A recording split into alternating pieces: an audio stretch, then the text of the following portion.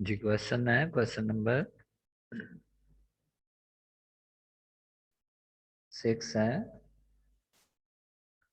How does atmospheric pressure change with the change in height and temperature.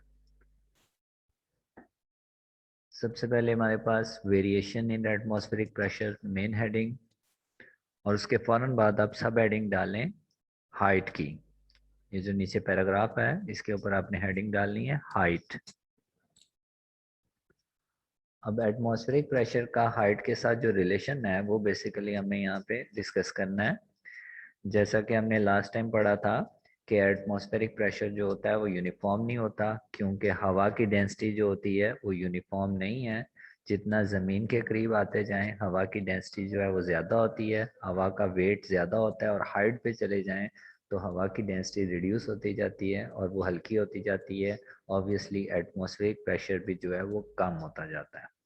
तो इसका मतलब ये है कि हाइट पे जाने से एटमॉस्फेरिक प्रेशर रिड्यूस हो जाता है। माउंटेन्स में एटमॉस्फेरिक प्रेशर जो होता है वो लो होता है, और सी लेवल पे जो होता है वो एटमॉस्फेरिक प्रेशर हाई होता है।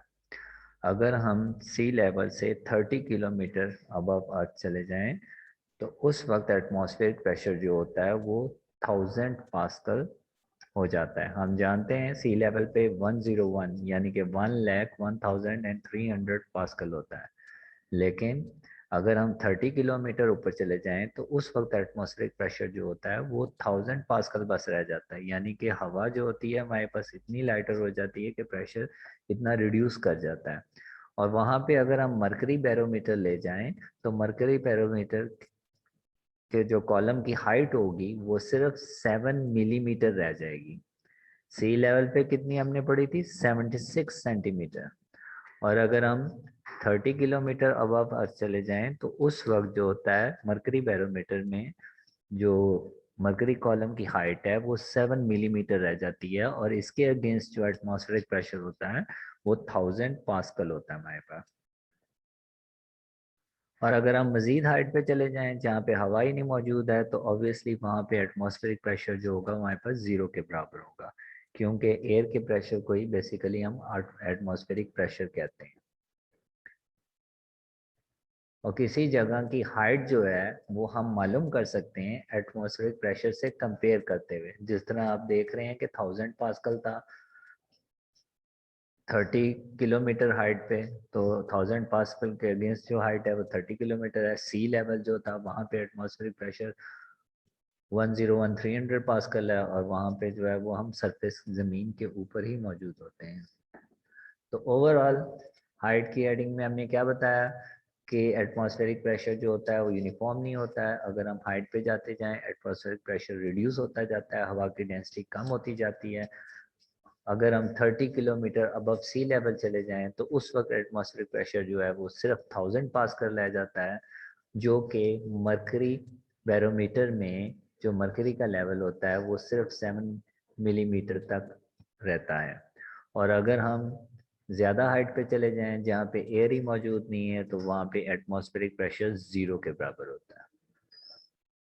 उसके बाद आपने नेक्स्ट पेज में टॉप पे हेडिंग डालनी है वेदर कंडीशन। यहाँ पे आपने टॉप पे हेडिंग डालनी है वेदर कंडीशन। या मौसम का हाल जो है वो आसानी से बता सकते हैं एटमॉस्फेरिक प्रेशर के ज़रिए से। तो इस चीज़ को हमने यहाँ पे डिस्कस करना है वेदर कंडीशन। तो मौसम का हाल कैसे मालूम कर सकते हैं, जब हॉट डे होता है, गर्म दिन होता है, तो ऐसी सूरत में क्या होता है एटमॉस्फेरिक प्रेशर जो होता है, या सबसे पहले हॉट डे में जो हवा के मॉलिक्यूल्स होते हैं वो रेंडमली मूव करना शुरू कर देते हैं और काइनेटिक एनर्जी बढ़ जाती है, वो थोड़े से स्पेस अपार्ट हो जाते हैं, एक्सपेंड कर जाते हैं, जिसकी वजह से एटमॉस्फेरिक प्रेशर रिड्यूस हो जाता है।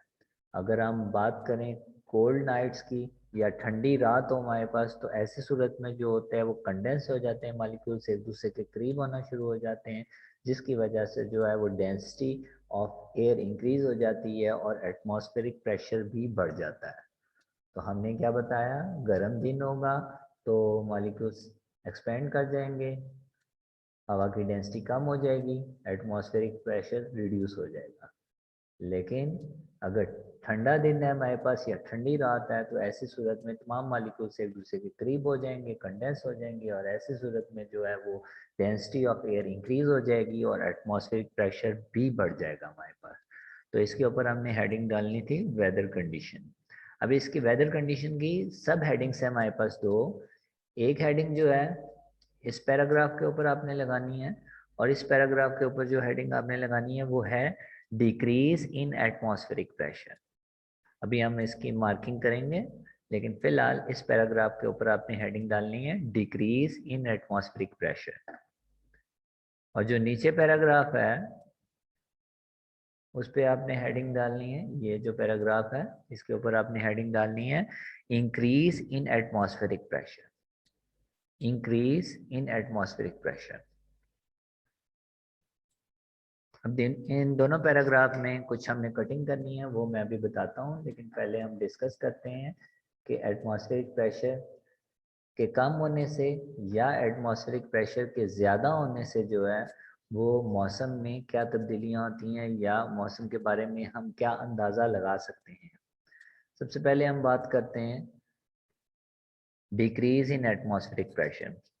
अब एटमॉस्फेरिक प्रेशर में डिक्रीज दो तरीकों से हो सकता है। एक तो हो गया minor but rapid fall in atmospheric pressure, यानी कि एटमॉस्फेरिक प्रेशर में बहुत कम जो है वो डिक्रीज हो रहा है, कमी हो रही है, और रैपिडली हो रही है, तेज़ी से हो रही है, लेकिन बहुत कम हो रही है। तो ऐसी सूरत में जो है वो विंडी कंडीशन, शावरी कंडीशन होने के चांसेस होते हैं, यानी कि हवा चलने के चांसेस होते हैं, और हल्की हल्की बारिश होने के चांसेस होते हैं। तो फर्स्ट बात डिक्रीज इन एटमॉस्फेरिक प्रेशर में हमने कहा कि अगर डिक्रीज कम हो और तेजी से हो तो ऐसी सूरत में जो होता है हमारे पास विंडी कंडीशन और शावरी कंडीशन होने के चांसेस होते हैं। और दूसरी बात हम ये कर रहे हैं सेकंड बात कि सडन फॉल अगर हमारे पास आए, तेजी से अगर हमारे पास एटमॉस्फेरिक प्रेशर में कमी आए, तो ऐसी सूरत में आंधी तूफान और तेज बारिश होने के चांसेस होते हैं।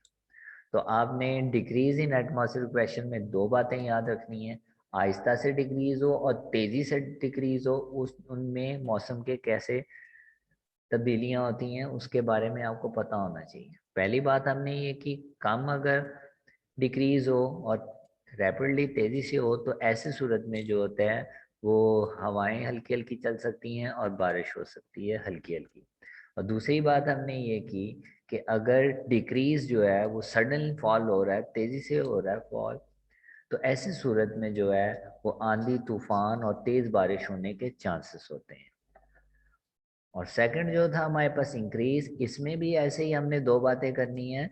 एक बात हमने ये करनी है कि अगर आहिस्ता आहिस्ता से इंक्रीज हो रहा होगा, ग्रेजुअली लार्ज इंक्रीज हो रहा होगा एटमॉस्फेरिक प्रेशर में, तो ऐसी सूरत में मौसम जो है वो प्लेजेंट रहेगा, खुशगवार रहेगा, अच्छा मौसम होगा।